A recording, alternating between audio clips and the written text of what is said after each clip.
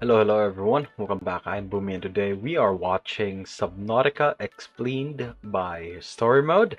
Yeah, this one wasn't suggested by anyone, and don't worry, we will be coming back to the Silent Hill Explained videos, but I just saw this and I can't help but do a reaction to this right now because Subnautica is one of my favorite games to play.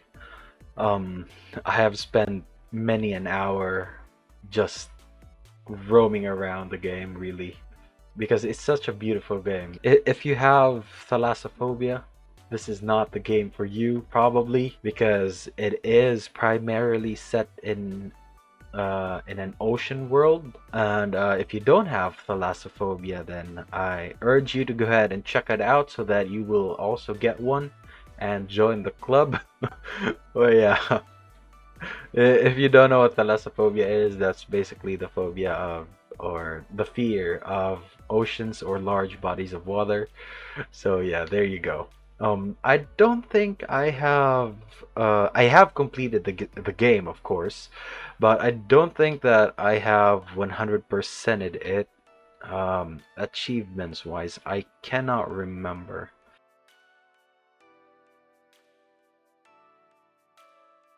But nevertheless, this is a game that I highly recommend regardless. It is definitely worth your time. It is a very well-made game, and over the course of many years it has been polished a lot. And yeah, it's really fun.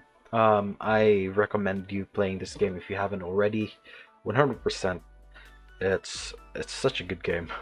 Let's just leave it at that. But yeah, I'm excited to see what internet historians take on this will be. So let's go ahead and check this out. And remember, if you like my reactions, don't forget to leave a like. Let me know your thoughts on the video down in the comment section below, and consider subscribing. Also, don't forget to leave your suggestions and what I should check on next. That being said, let's go ahead and watch the video. What's up, gamers? What's up, gamers?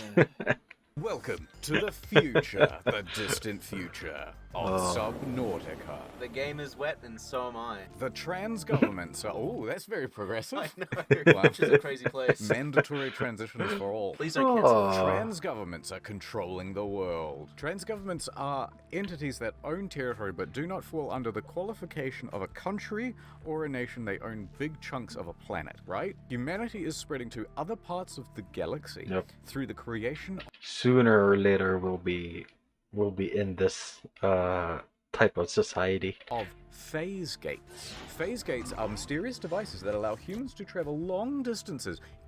We play as Riley Robinson aboard the Aurora ship. Aurora ship in this part of the galaxy. Localized entirely within this planet. The Aurora ship was created by Altera Corp, a trans government that has control over most of the phase gates. Now, the Aurora's primary mission is to build a phase gate in the Ariadne Grande. But unbeknownst to most of the crew, including Riley, the Aurora also has a secret mission. Ooh. Now this whole part here is not in the game. Trust me. If you haven't played the game, you basically just start and then crash your ship. That's how you start the game. The secret mission is to look for survivors of the Degassi crew. Don't know why it's a secret. It's a risky mission.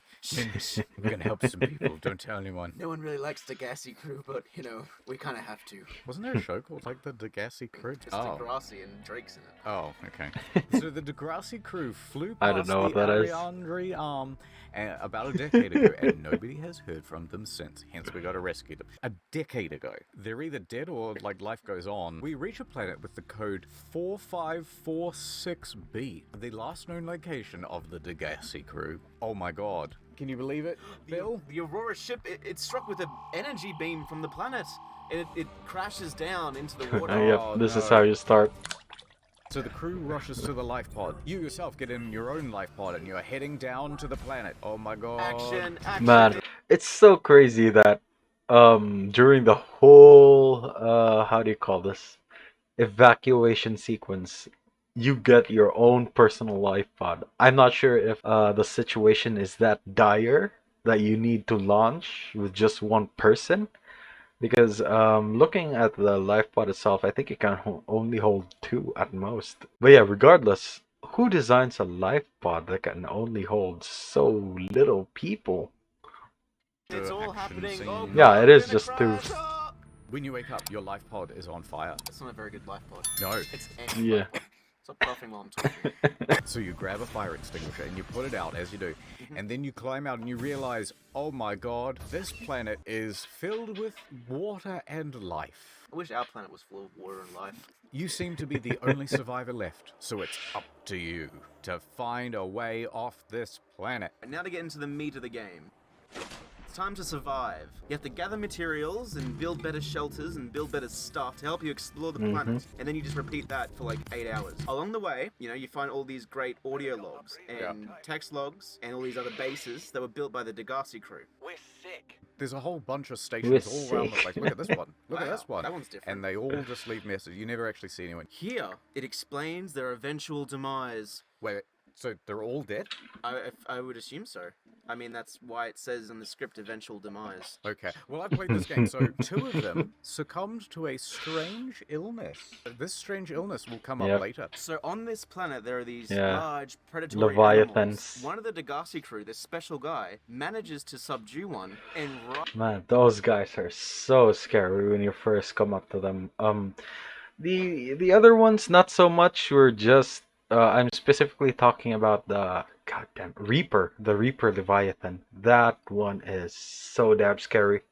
Especially when you encounter the one near the not the Degassi, near the Aurora, where you can kind of like see its shadow far away in the distance, roaming around like a big dumb worm, and then you hear the roar. Whew.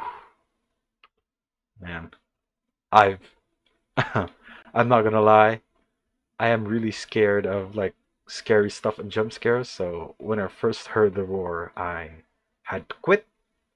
Didn't play the game for at least a couple of days until I mustered up the courage to play it again. But after a few times, it kind of loses its effect. But still, it's very scary if you don't see it coming. ride one off into the dark waters, never to be seen again. As you're exploring these waters, you find a strange structure made from weird dark grey metal. You go in. Once inside, you realize this is all alien technology.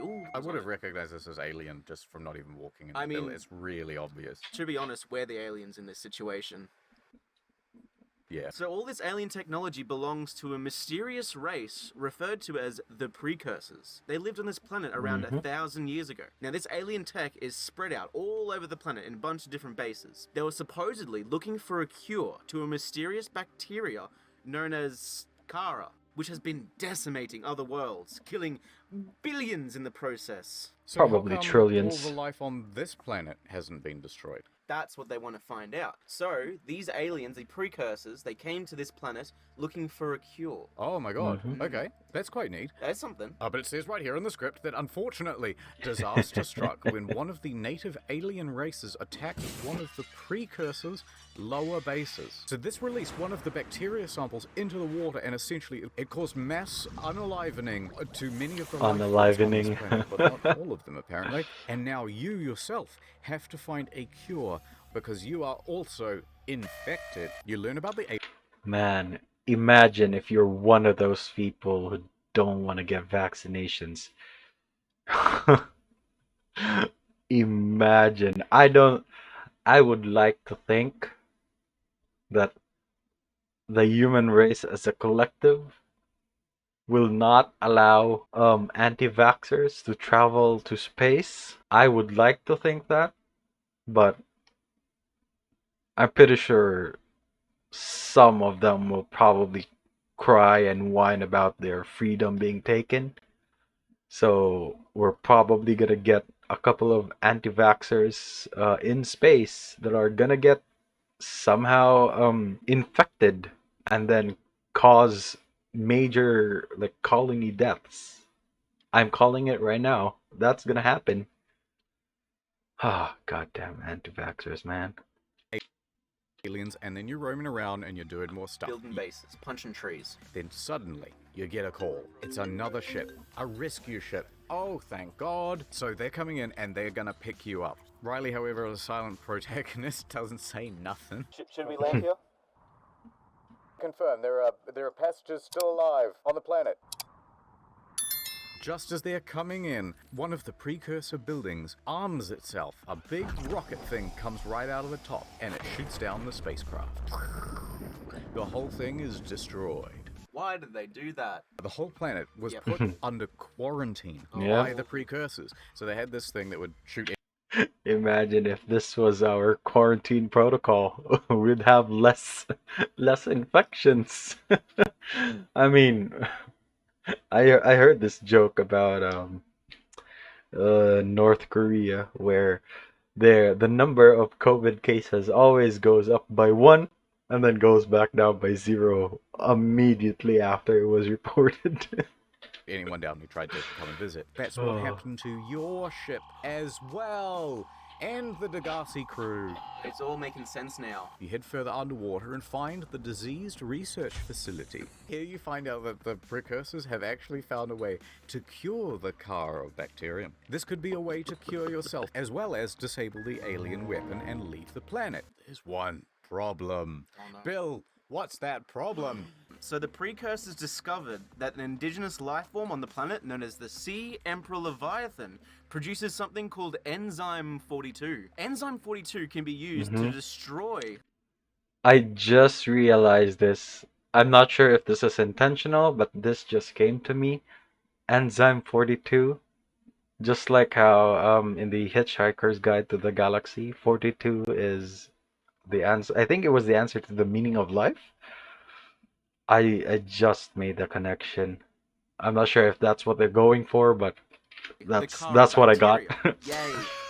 But there is only one Sea Emperor Leviathan left. And this one specimen left is so old that the enzyme 42 it produces is no longer strong enough. With all this knowledge in hand, you travel down to the enclosure to see the last remaining Sea Emperor Leviathan. Luckily, there are some unhatched Sea Emperor Leviathan eggs, which, if they're hatched, will produce enzyme 42.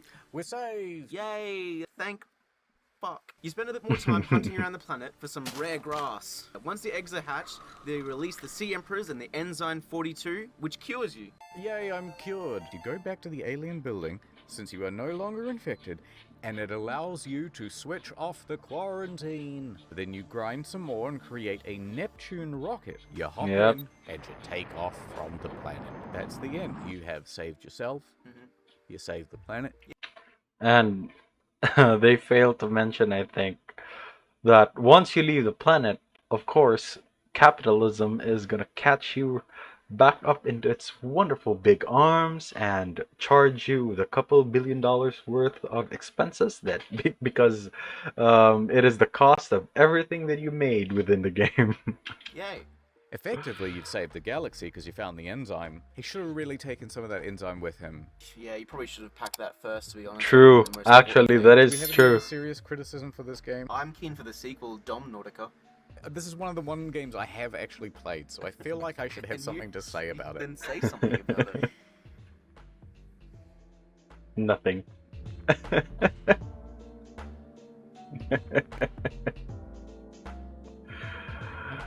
Oh man, is that it? That's it. All right, that was really a good explanation video for the game. And if you haven't played the game, I'm sorry if you've been spoiled. I should have started with that spoiler warning at the beginning, because they basically run through the entire plot of the game. But regardless if you knew the plot, trust me, it will still be a very good playthrough for you. I assure you that you're gonna have a good time still. I think, how many hours have I played? Actually, let me go ahead and check. I have played around 40 plus hours of it. Yeah, 42 hours of it. So yeah, that was a really interesting game. And in that playthrough, I basically just went story mode, story heavy. I didn't really build because I'm not a builder type of player. So yeah, if you like to build, you can take the time, hundreds of hours. I can easily see someone play 100 hours of the game just to explore, because despite it being a water world, essentially, it is still a very beautiful world to explore, and you do make a lot of gadgets. So yeah, it's still very good. 42 hours is not a short time to be playing video games. Let me tell you that, especially with someone like me who's busy making YouTube videos, working, and other like home stuff, home errands to run. It will be worth your money. Let's just put it at that. Yeah. That's gonna be it for me today, guys. Link to my Twitter is down in the description below. Go and check it out if you want to. And if you're new here and enjoyed the video, don't forget to leave a like. Let me know your thoughts on the video down in the comment section below, and consider subscribing. Also, don't forget to leave your suggestions and what I should check on next. That being said, thank you so much for watching, and I'll see you all next time. Bye!